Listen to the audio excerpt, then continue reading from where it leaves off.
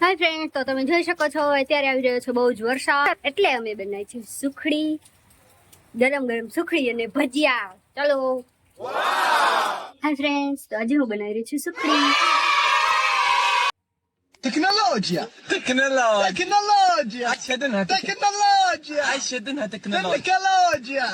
હવે આપણે ગેસ ચાલુ કરી દેશું. ચલો, ગેસ સ્ટાર્ટ થઈ ગયો છે. હવે મૂકી દઈશું કડાઈ.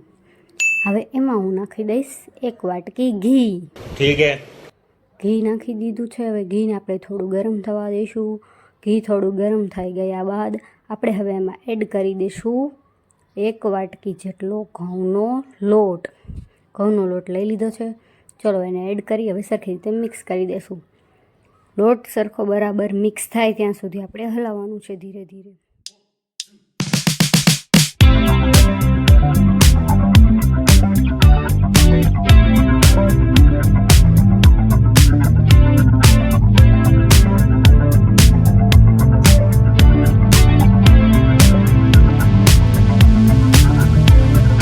લો, ત્યાં આવી ગયા આપણી પાસે પ્રિયાંશભાઈ.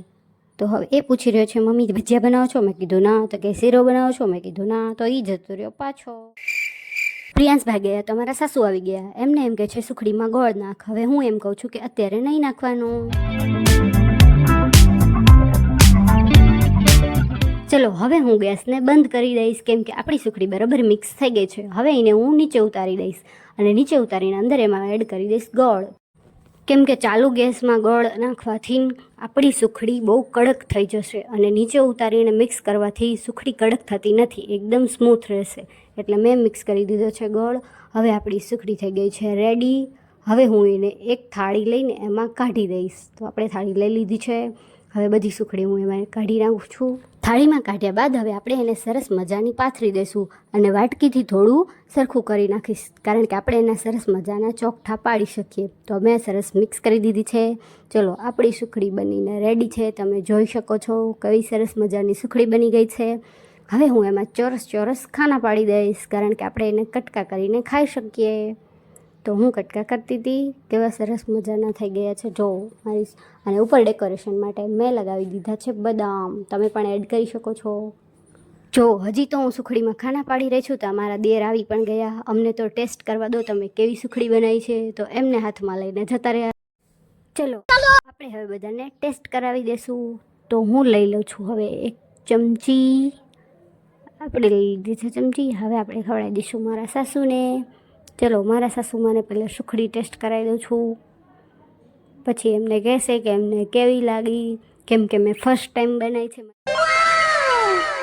એટલે મેં યુટ્યુબમાં જોઈને બનાવવાની ટ્રાય કરી અને સરસ પણ બની છે. જો બધાને બહુ ભાવી હતી એટલે બધા ખાવા માંડ્યા હતા.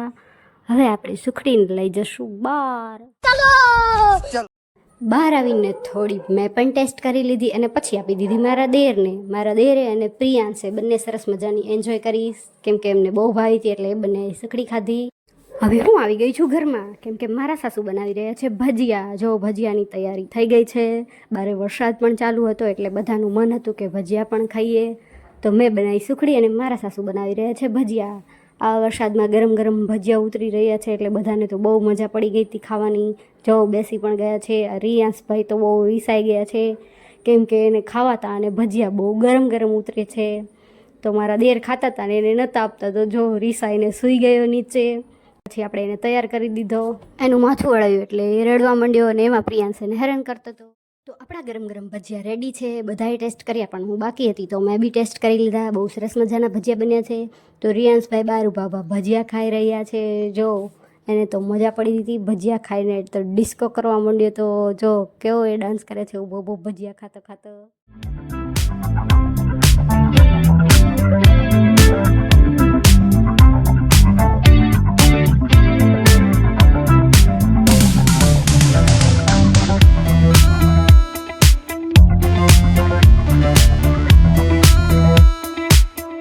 જુઓ તમે, આવા વરસાદના વાતાવરણમાં આ બંને ભાઈ ઊભા ઊભા કોણ ખાઈ રહ્યા છે, કેમ કે એના પપ્પા એમના માટે કોણ લઈ આવ્યા હતા. પહેલાં ભજીયા ખાધા, સુખડી ખાધી, હવે કોણ પણ ખાય છે. તો મળીએ આપણે નેક્સ્ટ વ્લોગમાં. ચેનલને લાઈક કરો, શેર કરો અને સબસ્ક્રાઈબ કરો. Bye bye friends.